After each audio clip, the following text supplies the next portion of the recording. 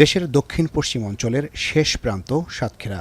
জলবায়ু পরিবর্তনের বিরূপ প্রভাবে প্রতি বছরই বাড়ছে ঘূর্ণিঝড়, জলোচ্ছ্বাস ও লবণাক্ততার প্রকোপ। এতে ক্ষতিগ্রস্ত হচ্ছে বসতবাড়ি ও অবকাঠামো। নিরাপত্তার প্রয়োজনে মাটির ঘর ছেড়ে অনেকে ঝুঁকছেন কংক্রিটের ভবন নির্মাণে। কিন্তু উপকূলীয় এলাকার লবণাক্ত ও অতিমিহি বালি টেকসই নির্মাণের জন্য উপযোগী নয়। ফলে মজবুত ভবন নির্মাণে প্রয়োজন পড়ছে দেশের উত্তর ও পূর্বাঞ্চলের মিষ্টি পানির মোটা দানার বালি। আমাদের এলাকাটা লবণাক্ততার কারণের জন্য আমরা দেখা যাচ্ছে বালি ব্যবহার করি, পাখির বালি, গাঁথনি প্লাস্টার ব্যবহার করি। এই চাহিদাকে কেন্দ্র করেই সাতক্ষীরার আলিপুর এলাকায় গড়ে উঠেছে একটি বৃহৎ বালির হাট। প্রতিদিন ভোর থেকে শুরু করে কয়েক ঘন্টা ধরে শত শত ট্রাকে চলে বালির বেচাকেনা। গোরস্থান ঘাটের থেকে আসে, আপনার সিএমবি ঘাটের থেকে আসে, রাজবাড়ির থেকে আসে।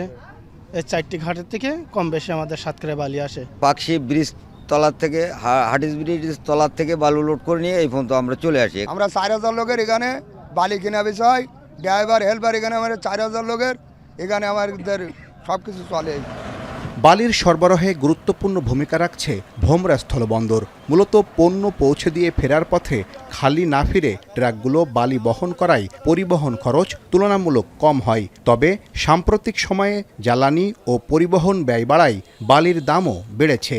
সিলেট থেকে, কুষ্টিয়া থেকে, পঞ্চগড় থেকে এখানে আসে এবং এই বালিগুলো ব্যবহারের কারণে আমাদের স্ট্রাকচারগুলো যথেষ্ট সাস্টেইনেবল থাকে এবং ইনফ্রাস্ট্রাকচার যে দুর্বলতা থাকে সেগুলো খুব স্বাভাবিকভাবে আমরা এরা থেকে মুক্তি পেতে পারি।